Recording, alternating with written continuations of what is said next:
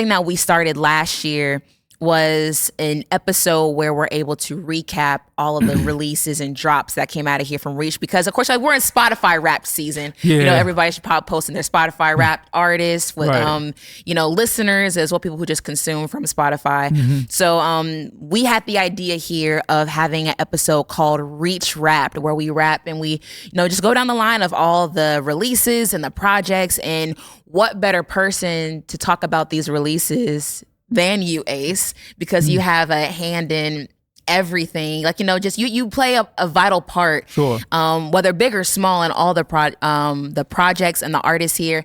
And I was thinking this driving, when the new year comes in, what, as far as the role of being an A&R, what mindset do you go into with like do you like ask all the artists, like, okay, like, what are we gonna drop this year? Like, what's your mindset going into a new year here at Reach with dropping music and what you want released, or like even preparing for the next year? Like, does that make sense? No, thank you. Yeah, it makes sense. I think end of the year, you're kind of looking at the things you've done, and then you're looking back at things that you're learning from.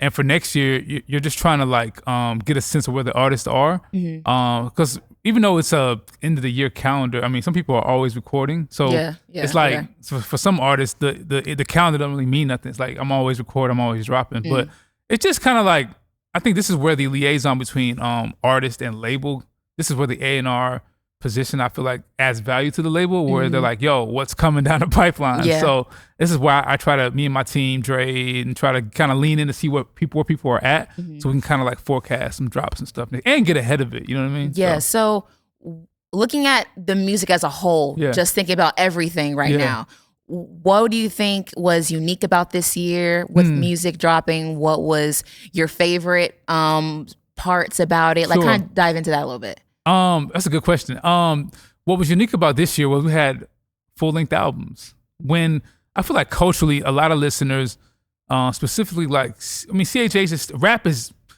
I guess, a album type of genre. Historically, people look to even like people say like younger artists don't like albums, but the albums are still a talking point. Yes. But however, we've been like a real, like 2023, we were in a really like singles era, dropping singles.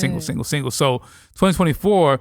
We felt like it was time to kind of get some albums and projects ready. So that's kind of what was unique about this year. Is we had 1K Few, we had Limo Blaze and Nikkei, Hovi. I'm missing Tadashi, which was more of an EP, but still a project. Jackie Hill Perry. So we had a lot of bodies of work this year that was different about this year. So. Yeah, I agree. And I just want to go ahead and dive in. Top of the year, Pray for Atlanta dropped. And we were just, I think that was, I don't know, just highly anticipated, just because of just, of course, like, you know, promo on Fuse and seeing what him and Zaytoven have been able to do in the past. Talk about Pray for Atlanta and what that meant to you, your hand in it, and what you just felt about that. Shout out 1K Few, shout out Dre, Zaytoven, his manager, Flex, who was working on it at the time as well. It was just a great project, and it was all Few. That was his vision. Get Zaytoven, in light of the things that have been going on in Atlanta, specifically in the hip hop community, with, you know, rest in peace, Takeoff. And if someone would say free Young Thug, I would say pray for Atlanta. That's what I would say. That's my response to that. And so Few just wanted to, like, you know, drop a project that literally shines a light in like the hip hop capital of the world, like Christians having a voice in hip hop culture and doing that. Like, what does the faith have to say about what's going on in hip hop? And I think Pray for Atlanta embodies that. And he did that beautifully over tracks that sound like they could be playing at anybody's club, anybody's like other kind of club, you know what I'm saying? But it's just like, it was fire. There was one moment I want to say about that that was really special was Young Dro. I literally was here while he pulled up. If you're from Atlanta, you know what time it is. You know what time it is. You know what time it is. You know Dro's a legend in a lot of ways. And came to a studio D, pulled up in his Lamborghini, came through, laid a verse for free in like 20 minutes. Was bigging up 1K Few. And then you can tell Dro was kind of like, you know, he spit a verse that was like, not just I'm just gonna do this like clean positive rap. He was spitting like Christian. Nah, his verse. It's something about Favorite Trapper that just oh man, I just love it. Like hearing his verse just makes me so excited. And I even got a shout out Few for going on his first headlining tour, which is huge. Oh, that's true too. And then you were at the show here in Atlanta. Of course it sold out. Sure. Young Dro hitting the stage. You know what I'm saying? So it's like I don't know, Pray for Atlanta really made a staple in the noise that it did. I think not even just for CHH, but for hip hop, but even also for the city of Atlanta. I think they just received it so well. It's like the last thing I'll say about it was a win, and you know the mainstream Christian hip hop collaborations always has a side eye from some. But one thing that was a great takeaway was you can tell Dro is going through a spiritual transformation. He was on interviews, shouting out gospel rappers on like mainstream platforms and mentioned 1K Few, and then him and T.I. are like doing like a record that's like embodying the faith, and they're putting. So I mean, I'm not saying we launched that. I'm just saying 1K Few's faithfulness to his vision for this project kind of like influence hip hop culture, literally to see how you can do hip hop in like a godly or like a more positive light, which is like it's a W. No, that's a big W, man. Going even further down, the Stay Low remix happened. Stay Low, and that was. Well, did you kind of spearhead that? Like, was that like your idea? Shout out Toya Love. Really? It's all her. Yeah, all Toya Love. Toya Love, you're amazing. She's hard. It started off with. I think we've. I'll try to make it quick, but since you talked about this in the episode. Yeah, it was Jackie had tweeted or threaded. I want to rap again. Nobody hits me up for features. Toya Love rethreads and says, "Yo, drop a 16 on the Stay Low remix." I followed up, and then that's how it got started. And we hit up Anike, and it just kind of all came together. So I think the Stay Low remix has. I don't know. I think it had such a unique impact on music, even especially for women. I think also just because I think it just shows even the different sides of just so many different women out there. Like you have like the vibe of Don't Worry About It and Stay Low are very different, but I love that because it's I don't know, it speaks to every type of woman out there. I think Stay Low is important because it's a hip hop record that's like hard. Yes. It's not like some people try to like I think put women who rap in a box and say that you can't express yourself in this hard form. And it's like, nah, it's hard and it's godly. It's like, and so I think it just there should be more records like that in culture where it's like, yo, these girls is rapping and they're rapping about something substantive and powerful. And these are women doing it. So I think, I think that's a very important. Yeah, Cray kind of talked about that too. I remember when the song first dropped. And speaking of Cray, him dropping this year, I believe, I Still Believe, and then Still Here. There's something about those songs that feel so triumphant. And anthem-like and encouraging. What was your take on hearing those records and just overall when those released? Yeah, I mean, sometimes, I'd be lying if I said every record that we make, you have this like magnum opus creative I believe in everything going on, like no pun, but some records are like, yo, there's like songs that come across our table and they make sense for where. And one thing I say about Lecrae, he does so many different styles of music, but sometimes it's like it's a cool challenge. It's like he has his pop bag, he has his rap bag, he has his CCM bag, so it's like sometimes he may be like, man, I want to. He was going on Winter Jam and King Country wanted him on a song. It still worked out perfectly. And then Still Here was just like a record that we had in the clip that we had kind of reworked and that worked well. And they kind of had like a similar theme. And I think it was just like, it's just like classic Lecrae having different sides of himself, expressing himself. But it was fun. It was super fun to work on. Yeah, they were really good. I think even I got a shout out, even the Grammy win that happened at the top of the year too. It did. So I feel like this was just added on top of that. I believe they dropped after the Grammy win. So just coming from that and then having two solid releases after that.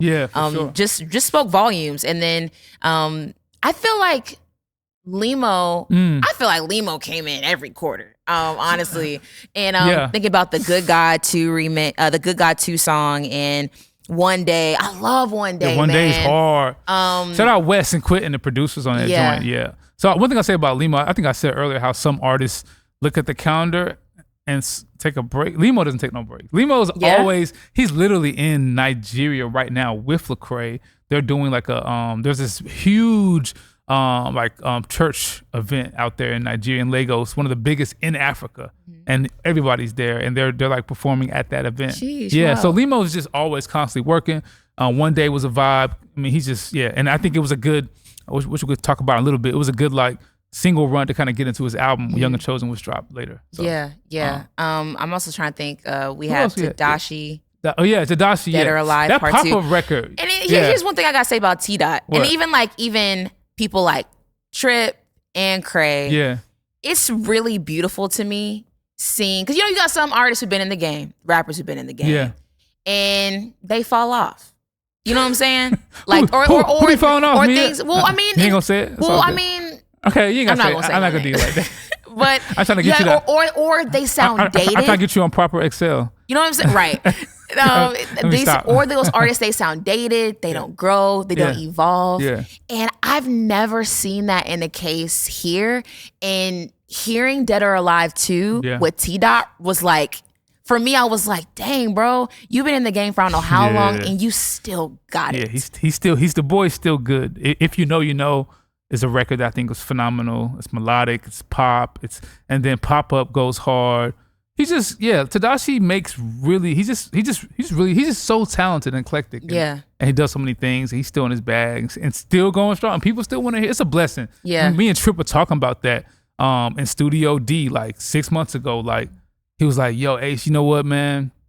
I'm just grateful people still actually want to hear. Like, we And Trip's not old, but Trip is actually young. He's been rapping since he was like 15. Yeah. He was like, I'm still doing this. And I just want to do it as long as the Lord allows me to. And I was like, what a like content and sober view of having like a long career in rap music, which doesn't really happen that often. Because that's good, because he could be thinking like, oh man, I wish I could release more, or I got to do this because people. But no, because didn't Trip have a viral moment? Remind me with one of his songs. Yeah, his Lay Down record, which like came out 2023. Yeah. It's now going, it was like going viral the past, it still is. In the anime community on TikTok, found the record. When I'm talking about like, that anime community is like 15, 14-year-olds. Like Lecrae's son was like, yo, people in my class found this Triple song. Crazy. And it's like spiking, like doing like, for a month or two, it was doing like, kind of like coming in hot numbers. Whoa. No cap. So it was like, I believe that is a product of being faithful to your craft, being consistent in your releasing, and being faithful to the Lord. Yeah. Not that God is going to give you a viral moment, but I think there's something about Tripley that embodies all three of those things, where it's like, he is the person I love to get a random viral moment. Yes. He's so faithful. Yes. So it worked out great. You know That's what I'm really good. Yeah. And I love that moment even happened for Trip, just because he's just so good at what he does. And like you said, being so faithful. And then I'm trying to think also, What Up RG? Yeah. This time last year. And God Made a Way remix. Yeah. Which honestly, I wasn't even expecting. Like, you know how some songs you're kind of like, oh yeah, like you gotta, like a remix will be fired. That was a song I wasn't expecting to have a remix, but having Dill on it and knowing the history that RG and Dill have with, you know, him formerly being in Indie Tribe a while ago, and then having Cray on it. I don't know, it just really spoke volumes. It's something about I don't know, just I feel like RG's in a different space. Maybe you can speak more to that, because I know that y'all are tight and you've always been by his side when it comes even to making music and stuff. It's RG's special. He's like your creative's creative, you know what I'm saying? And he's also maturing too, and being more consistent. I mean, he got some joints coming out soon, and it's just proud to see like him catch one and be able to remix it. So yeah, I mean, this time last year, I think that record this time last year, I think it ain't done. Y'all go stream that joint. I feel like it's gonna go viral at some point. It's just that messaging is too. Yeah. It's made for like a viral moment, but you know. And that's crazy how like you could drop a song and then like later, like Trip's song, it could just take off. So I agree. I agree with that. I mean, I tell artists, you can't plan virality, but you can plan for great records and consistent releases. You can control that part. You can. But you can't control what something's gonna go viral. So that's all out of your hands. And then Send That. Hey, wrapping it up with Send That. Anike. That record, man. Shout out to Alex, who was working with us at the time. and her producer Jube and Clark and Dre. They just man, they called me to the studio one day to play this joint, and I was like, yo, what is this? Yeah. Lecrae, I think Lecrae was next door. We were like, yo, what is this? Yeah. And we were like, I'm on it. Lecrae jumped, like I was like, Lecrae, you gotta jump on. It was automatically a great record that happened like really naturally, and it was just a great. That record right there is a good example of like great songs are made in community. Like the people in the room that were there, the changing of the lyrics, the fun. It sounds like a fun record. Yeah, it does. And that's kind of how it was made. So sheesh, man. Man, and I feel like, and honestly, we're barely even scratching the surface because so many more releases came, and we're gonna. Okay, so let's talk Alter Remix. Sure. Because, bro, when I tell you, I feel like that's one of the most fire features I feel like to come out of this year. Even seeing, I think at the time, Hovi posted something was saying like, an R&B legend is about to collabing with an R&B legend, something like that. And I was kind of like, who? And the last thing I would have thought was Sierra. For sure. You know what I'm saying? So talk about what it was like when you found out about the collaboration and just the remix in general. Yeah, it was just like we had wanted to get the song remixed. We had other people in mind, but we wanted to make it in a way where it wasn't like so cliche Christian artists. Not that we wouldn't. We just wanted to do something unique. And so her and Russell Wilson, her husband, posted the song. What was that? Yeah, they posted it in March for Easter. Oh, wow. On their socials. And we knew that Russell had posted it before. And so she's like playing it. The whole family was jamming to it. So Hovi was like, yo, maybe I just reach out to her to see if she want to be in the remix. And I was like, cool. And so he had his manager reach out to her team through a couple emails, and finally she hit back and was like, I'm down. And so it happened so fast. She was really, really gracious, really kind about it. We came to LA, shot content. I mean, she had like a lot going on that day, carved out time out of her schedule. She was just very, very sweet, very genuine, and very much someone who really loves the song and the fact that she wanted to worship the Lord. Yeah. Which, I mean, some people have their, reservations and stuff like that, which we heard some of the backlash, but it was sincerely, this celebrity likes the song and wants to worship God on it. Can I join? It's just so beautiful. That's literally all it was. And we was like, yeah, sure. You want to sing along with us and worship Jesus on this song? Great. And it did reach people and her fan base that are obviously fans of hers. And it was on certain media sites that were not like Christian facing, but it was like, yo, if you scrolling and you see a bunch of craziness and you see like a worship moment with Sierra, you're like, yo, what is this? And it created like discovery for some of Hovi's music and just for Reach music in general, for Christian music. It created like discovery. So it was really cool. Really I think that's just the beautiful thing, bro. Just because, don't get me wrong, like I understand people get, protective. Yeah, for sure. And like, of collaborations and things like that. But I just saw it as a beautiful moment. I don't know, it just read through the music and even through the link up for the content. You could just tell her heart. I don't know. It's like it's just certain things like that you just can't describe, and you can just tell. Like I don't know. I just always feel like real recognizes real, and you can always tell when something like that it comes through. So the beautiful part for me was just like, man, someone's gonna encounter Jesus through this, you know what I'm saying? Like, don't get me wrong, of course it's gonna bring to Hovi's music and Reach's music, but that's gonna open the door and sow the seed and maybe an introduction to it. So it's just something about that I just thought was so beautiful. Did you have any? Do you have like reservations, or do you have questions and stuff like that out of this building? Are there question marks for you too? Like, yo, why y'all collaborating with someone who on some of their other songs it ain't so godly? Like, what is your thoughts about that? Don't get me wrong, I have moments where I'm kind of like, all right, now what y'all doing? You know what I'm saying? I'm gonna be real, but the thing is that I have to wait when the release is released. Sure. Only because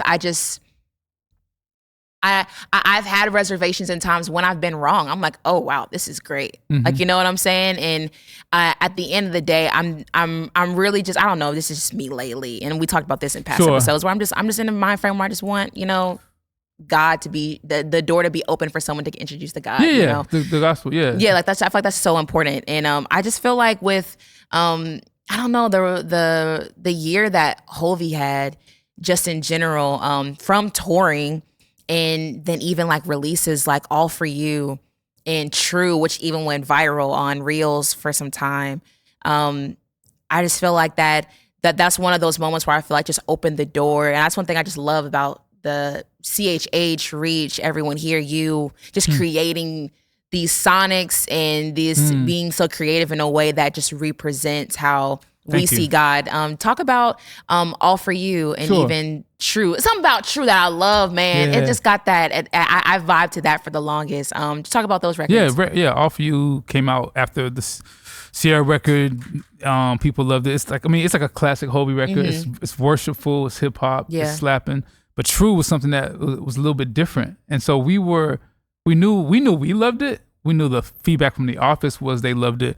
But we weren't like sure how it would resonate because the record is written in a way that like honors God and those we love. So it wasn't written in some of the traditional worship styles that he's done before, and that the beat is like that like Miami's based pattern. So it has elements in it that are like maybe foreign to some of his core audience. So we were like, but at the same time, it's like I'd be like, look, man, we know sometimes when you do this well enough, you know what the formula is, and we also feel like you, in the long run, you want to innovate and push back on what you do, and like evolve it, and not always feel like you'll have to default to he's just the worship hip hop guy. Listen, give me some worship hip hop, and that's it. Don't give me no depth. Don't give me. And I think about all of our artists, Lecrae, What Up RG, Anike, who have different expressions sonically. And we want to give them space to do that. Yeah. So, and that's the beauty of hip hop. I would say sometimes in pop music and sometimes in CCM, there's like a script that you operate from musically, and this is your bag, and the audience is conditioned to want this from you. Yes. And when you deviate, it creates pushback. That's too far. So I think hip hop is the one. This was the beauty of hip hop, where we can kind of like experiment, try. I mean, you don't want to like go. I'm not saying Hovi's gonna do a jazz album next. I'm just saying like I'm not saying Lecrae's about to do like an Afro beat. I'm just saying there's rhythm, there's margin to try different things. And True is an example of trying something different, not too far, and people really loved it. And it's like it resonates. It resonated with not all of his audience, but definitely like more of his urban audience. So, I'm thinking about when Hovi first got signed, and I don't know. There's part of me that felt like he was kind of like slept on in the building. Pray for Atlanta. We just talked about it. We already talked about it. Yeah. Hope y'all catch that. But I feel like when Hovi first got signed, I just felt like there was a part of me that was like, people sleeping on this kid. You know what I'm saying? And I got a chance to meet Hovi briefly at Lightwork Showcase A3C, I think 2019. And just feeling his heart, I was just like, man, like people are gonna like gravitate to him. And just seeing, I'm curious if people, when they first saw him, knew that this was what he was gonna grow into being. You know what I'm saying? That's a good question. I don't know if people knew what to expect. Obviously, whenever you're like a white rapper in like hip hop, which is black music, there's like this box or this side eye. And so I heard things about his music that was like, oh, you have a lot of range. It's more than what meets the eye. And so he just evolved. And the dude's really like I knew it was special when he told me he grew up on Outkast. And I'm like, I got a lot of age on him, and I'm like, so just his knowledge of hip hop culture was very like raw and vast enough to where I felt like records like that are coming out now are not too far fetched from what I knew he was capable of making, based on his like reverence for hip hop culture. You know what I'm saying? Which is like it's something that's very important with younger artists. I would always say. No, for sure. I remember we were all I think we all got dinner. I think it was my first time meeting Hovi, and I think talking to Tori and his wife Janae, and I just hear from the end of the table, it's Hovi. All right, everybody, greatest rapper all time, go. And I was like, I don't know, who would you say? He was like, oh, Outkast. I was like, oh, I wasn't expecting that. Hovi definitely had a great year. We'll talk more about that when we get into the album. Yeah, for sure. But talking about Limo. Yeah, shout out Limo. Man, I really enjoyed his album Young and Chosen this year. Yeah. I know you've worked alongside Limo and things like that. What was it like working alongside of that? Like the release of the project? Talk about that. Yeah, shout out the mixing engineer team, Biz, Connor, Mix, man. They really like Limo is a hard worker and he'll do like 10, 15 mix revisions. So he'll drive Biz crazy at times. Really? But he really does fight. And I think they really did a good job on this project specifically. I think his sonics, his vocal performance, all those things leveled up in ways. The way he was recording, all those techniques that they gave him. I think Young and Chosen was like his coming of age album. You know what I'm saying? Yeah. And I think every artist needs that like staple I agree. reference point. When you think about your favorite artist, you think about what is not just the song, what's the body of work Yes. that I refer to, that I go back and play. Yes. And I believe that Limo has some of that early on for some of his core, but this was like his bigger stage moment of like, yo, that Young and Chosen album. Those are the kind of comments you want when you see fans. Yo, that Young and Chosen album, that's my joint. So I think that Holy Father was a bop, Blesser was a bop, Happy was a bop. There's so many. Wait. How did it feel for you, someone being submerged in African culture, being Liberian, seeing people receive Afrobeat music? That's a great question. It brings me so much joy because like the gospel is not gatekept by culture or class or ethnicity or nationality. And when you're in your bubble, not negatively, but when you're in your cultural group, you can sometimes forget that there's other cultures out there that love the same God you profess, and their love for God is expressed differently than you are expressing yours. And I feel like what better way to platform that reality than through music? And I feel like even for Reach Records, having someone who's authentically from Africa, does Afrobeats music from Nigeria, to make an expression that people who are not even from there, because I look at the listener base, not all the listeners are from Nigeria. These are like Americans saying like, yo, I like this. It just brings me so much joy. Like, wow. And it reminds us that you can sit at other tables, y'all. You can listen to other preachers. Being a Black Christian, we have no choice at times. Right, yeah. It's like, yo, we always like being diverse. Yeah, right. But I think it's good to remind people that your culture doesn't always have to have the dominant say so on this art form or on this style. And I think that's what's special about Limo is he's doing it his way in his authentic culture, and the records are slapping, and people are resonating with it. Not just ones who are like African, like it's American, and that's beautiful. That was beautifully said, Ace, honestly. And I only want to talk about wrapping up the segment, the shift that happened with formerly known as Wande, but Anike this year. In her dropping her debut album, and it's not debut as a new artist, changing her name, but then self-titled album Anike. What were you thinking about the name change and now seeing this change from Anike, because you've seen her from intern to now new name? What is just your take or just like your perspective on just seeing her evolution from as an artist and even translating into the music? Yeah, I think I would say this Anike album is her staple body of work too. I agree. Like I had said it to her before when we heard the early like drafts, like this is your best music. It's just wonderful to see. With art, it just takes time for people to kind of like grow into their unique calling. And man, she just evolved so much. It's just fun to watch. And I feel like also think like her shedding her name so powerful, because Anike is someone who she's very mild mannered, reserved, but she's very bold. She's extremely bold, extremely decisive.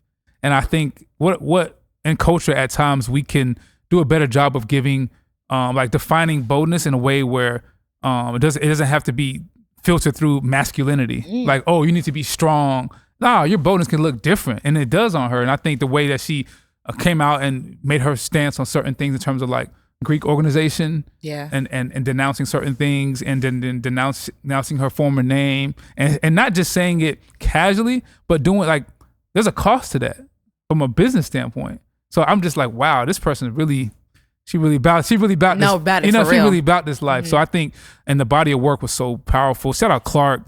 Also, shout out the marketing team at Reach Records. I think the content, the release strategy was so fire. I mean, there was Afro beats, there was R&B, there was rap, there was pop, all these elements on this body of work that embody who she is, and I think it was her best music. Yeah, I agree. It's something about Anike where she's just so incredibly intentional and just like her intentionality has intentionality. Sure, you know what I'm saying? sure. And it's just like I agree with the whole boldness and just faith aspect of how she just chooses to express. Like when she's in, she's all in. Yeah, you know what I'm saying? Yeah, and sure. that reads through in not even just her artistry, but also in the music. And okay, so I want to get into Cry really quick. Sure. In Ace, it is so funny because I be so happy when I hear songs that I like, and then I hear De La Sano. I be like, I know that guy. I know it. And I know that it's certain songs that I heard in Cry where I'm kind of like, oh, Ace helped with that. Like, it's something about like your creative DNA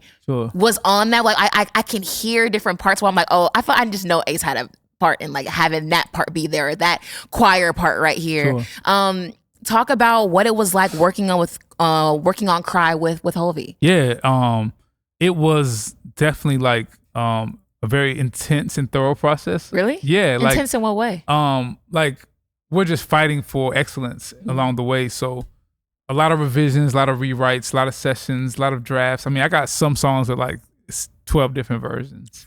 Nah, for real. And some of it is sometimes I be doing the most, and Hovi do too. Sometimes it's like you're not fighting for a hit or perfection, but a feeling. And until you get that feeling, you just kind of keep chipping away at it.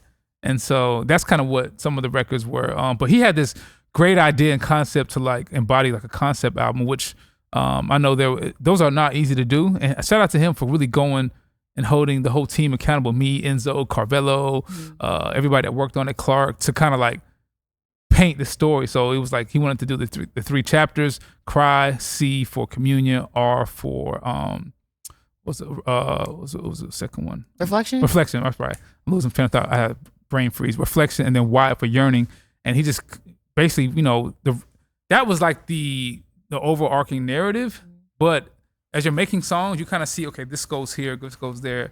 And the story started to unveil itself, right? It wasn't like it was written like that way from the jump, but the story started to unravel as we started making records. And you would slide things around. And it was just a beautiful like body of work that came together that way. Like it's conceptual. And sometimes I know that concept albums may not be everybody's like cup of tea at times. Really? I love a concept I love them too. And I know it's the climate of music we're in where it's like, sometimes just get me to the. Really? I think for like casual listeners, like which casual listeners are a big part of music listeners, and I would say a big part of business too. People who are not like into the art, they just here for the vibe. It's a change, right? So that I understand that Lecrae has some casual listeners that they just like, oh, I like this song, and I'm not really trying to hear your album breakdown for real. I just want to give me a jam, and I'm on to the next jam. What? People are like, I thought everybody was like me. No, like, oh, I want to know how this song. I gotta go down and go to genius.com and see I had no idea. That's insight to me. A lot of people are just fringe listeners. They just got they go to a random RG song or a random Forrest Frank song, and the Spotify algorithm takes them 20 songs in, on to the next. And if they don't like it, hit skip. Yeah, so I think I'm proud of him for fighting to not just be like this single driven artist, to give a body of work that I think over time ages really well and gives him like a stamp in his career that was special. So it was fun. Poor Party, World Hunger, Top Spinning, Anxiety, Roses, Heaven's Door. Oh Heaven's my gosh! Door. Shout out to Tori. Tori Deshawn. Something about, man, those vocals sounded heavenly. Oh yeah, he was. That's like a really great. That's a great vocal performance. A great hook. Yes. That wasn't even the original hook. We had to take it off because of a sample. And Tori was like, he like wrote an even better hook than what was there on the sample, and gave the record so much meaning and purpose. So yeah, when they always get together, it's always special. It really is. It was great. That's a real special project to me. And talking about Cray, we got Die for the Party dropped, and then Lift Me Up. I thought Lift Me Up was so unique. Yeah, it was like I love the, you know, sometimes, and Lecrae will probably say this, sometimes you don't know what the fans going, like, if you'd have told me a year ago and put Die for the Party and Lift Me Up and say which one's going to have a better streaming year, I'm like, oh yeah, Lift Me Up. Not the case. So it's like, it's interesting where like fans, that's why with music, you just gotta keep shooting your shot. Don't be afraid to fail and try things. And we don't make the hits, the fans really do. They pick what they like, even though some people who are suing UMG don't believe in that, but you know what I'm saying? We don't get into that. The fans listen to what they like. The fans know what they want, Ace. I mean, ain't no bots. Some people are not like us, right? They don't know. They don't know. Some people not like us. I mean, I don't know. But I mean, the fans listen to what they listen to. No, yeah. And I think, so that Lift Me Up was like a record that we thought would honestly transparently do like, whew, and it's like, Die for the Party's like, I'm like, oh wow, I had no idea. I mean, I understand the Kendrick moment, but still, people like rap Lecrae right now. I'm like, oh, maybe we'll do more. New record on the way, coming crazy, by the way. For real? Yeah, it's fire. It's hard. It's hard. It's really good. Really, like if you like rap performance, Die for the Party Lecrae, this new record is say less. Now speaking of rap, shout out to the newest signed artist, Jackie Hill Perry, which you had a hand in signing, and pushing her to be a part. I want to dive into that a little bit. What was it like for you to be like, I'm just go ahead and ask her, like, you know, like what popped up? Like, did the Stalo remix kind of bring up that interest of maybe like what would it look like for her to partner with Reach, and then be like, oh, I'm gonna just go ahead and ask her, like, you know, if she's ever interested in going into music. Like, what made you go ahead and be like, I'm gonna just go ahead and just ask her, you know? Yeah. So it was trying to make this quick so you can get the main points. It was Stalo was happening, and she was coming to Reach in January to cut the song.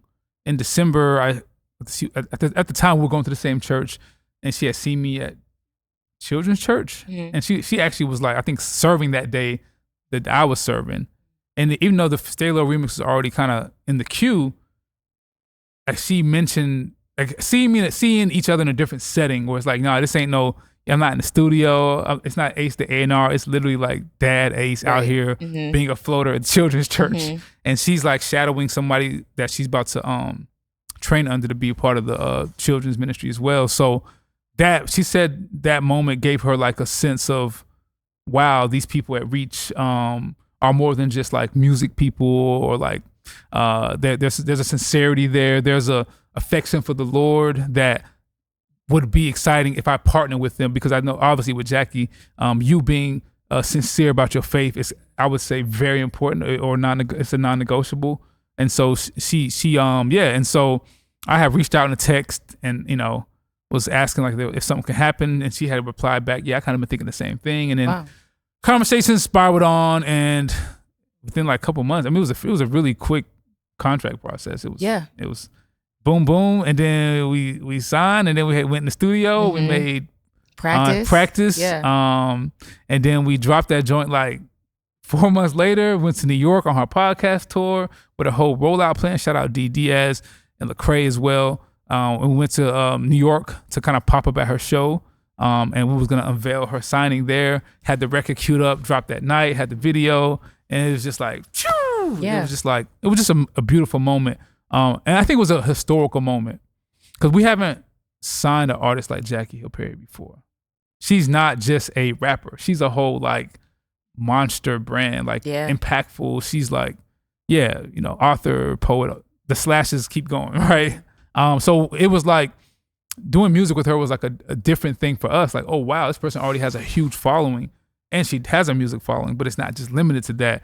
And how do we catapult and build off that in a way that reflects where she wanted to go musically at the time? And it was just fun. It was fun. It was special, and I would say the week we had her on the show, you were in studio with her all week. Was that for practice or? Yeah. So what was that like? You know, in the studio with her cooking for it.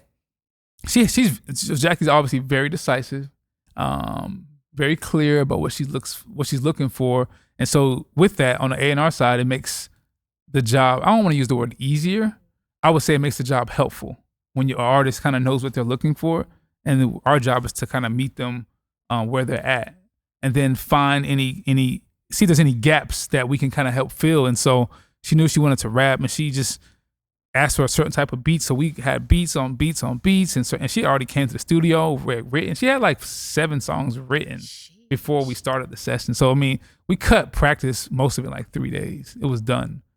And so after it was done, we like, me and Dre are playing around with hook references, post-production, little things here to kind of make it feel like a project.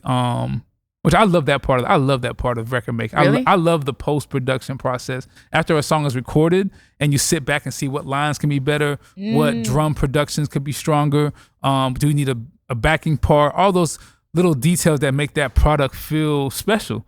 That the casual listener probably don't know it, but they know when they don't like something. It's it's a feel thing. You might be like, I was rocking with this song up until that one line that made me cringe, or that one mixing of a background vocal, or that one melody that's like a little off. It's shaky. So I may play the song again, but I may not run it back the way I wanted to, because this part is really annoying. Wow. So I think about those details a lot through the last stage. Jeez, it's fun for me. I really enjoyed practice. I feel like Jackie is a artist because she's so thoughtful. Sure. And with her being a teacher, a poet, that adds a whole nother level of creativity.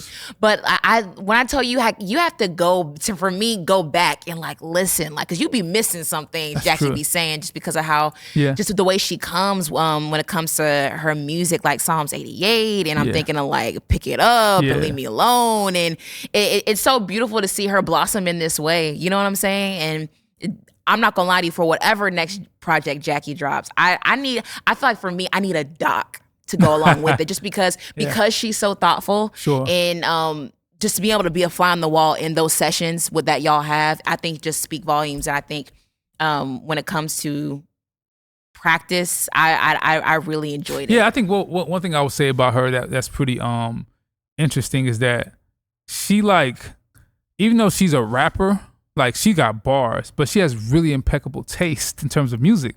Like, there was times where I'd be like, yo, try this hook. She's like, yeah, I don't think my voice is the voice for the hook. Let's try another. It's like she has like A&R decision making. And so she's picking beats based on like the taste and the quality. Like her eye for arts and fashion and her ear for music kind of go hand in hand. It was like, this person has really good decision making. And so record making is actually really fun with someone who's like has good decision making and they're decisive in those decisions.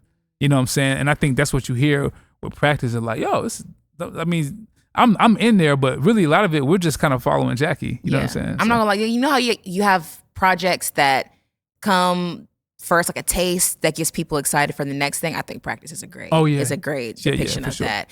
And now that we're like, in the holiday season, things like that, talking about T-Dot with dropping "'Tis the Season," having him on talking about that. And I think it's sometimes hard. I don't know, I always commend people who make Christmas music just because you have to create something that's like timeless. Right. You know what I'm saying? And I just think I thought it was well communicated through music. And even thinking about towards the end of the year releases, shout out Few, who was just here. Shout out Few. Man. Isaac Gordon. And honestly, this is the Let Go, Let God EP is something that I remember a while ago you asked me what are things that make me excited about music, and it's things like that. Tell me why. Only because I thought that concept of creating a project centered around a song, but reimagining every single song, I think it's just so creative. And the fact that each song is different, embodies the same message, but it's so different. I don't know, just something about that that's just so unique to me. And I truly enjoyed it. And also shout out to Few and also Matt, the way they've done promo this year when it comes to songs like Favorite Trapper and Let Go, Let God. But that was a project to me that I think was so genius and was so enjoyable. That's dope. I mean, it's like one of our, so Brian, who works on digital at Reach, when the songs were listed right before people heard them, so you're reading the text. And he called me to the side and was like, yo, Ace, this is not a remix project. I said, what you mean? He's like, no, this is like reimagination. Yes. I was like, you know what? He was like, y'all need to, it was actually named something else before. I think it was named like Let Go, Let God, the remixes. And he like was adamant about, no, this is not a remix project. This is a reimagination of songs of a very important song. So like, yeah. So I was like, you know what? I guess sometimes when you're in it, you don't realize how people are gonna receive it. You just want to do your best that you can. And I think like the Afrobeat version, the R&B version, the gospel version, they're not actually remixes. They are like reimaginations of that original song. So pretty cool. And closing the year out, shout out to RG hitting us with Rio, which is really special. You were telling me off air. Talk a little bit about Rio and the significance behind that and why that's so special. Yeah, Rio's special because those who know, like Dripley, the song with him and Few from like 3 years ago was like going viral. And it was going viral primarily in the country of Brazil, which is like Brazil has one of the fastest growing Christian nations in the world. There's like a legit, well, it's conflated on how people are determining that. Let me just say the religion of Christianity is just thriving in Brazil. Now, that's good. The disciple making part, I cannot speak to that. But I feel like there is a resurgence of Christian culture. And so that song Drip Lee was like, it like went off in that region. It was going viral on socials, but we looked at the data, it's Brazil that's driving that virality. And so RG always wanted to do something that kind of pays homage to another Latin country that is actually not Spanish speaking, because people conflate Brazil with Spanish. Like, no, it's Portuguese. So it's a different type of Latin culture. And so he got Nesk Only on the record, who's a Christian hip hop artist from Brazil, signed to Universal, and then named the record Rio. And I don't know, people who know, like in Rio de Janeiro, there's like a very popular monument that's like, I forget what it's called, but it's like Jesus, like his hands out. And so that's just like a cool, like conceptual tie-in for the record, and like the faith of Jesus Christ being made popular in a region that helped his song go viral, which is kind of like a coming home moment. So yeah. And him and his wife went there for the honeymoon and shot the video. So it was like a kind of a full circle moment that was special. Man. So. Man, so many great releases this year. I feel like it was a lot of releases. I'm like, damn, y'all better be a label. Thank y'all for streaming. Thank y'all for listening. Thank y'all so much, for real. I am so appreciative. Thank you, Mia, too, for you being a legit fan. Thank you for being an ear and letting us know when you like something, and also being like, y'all can letting us know what people want more of is really helpful too. Hearing your feedback, so I appreciate you, for real.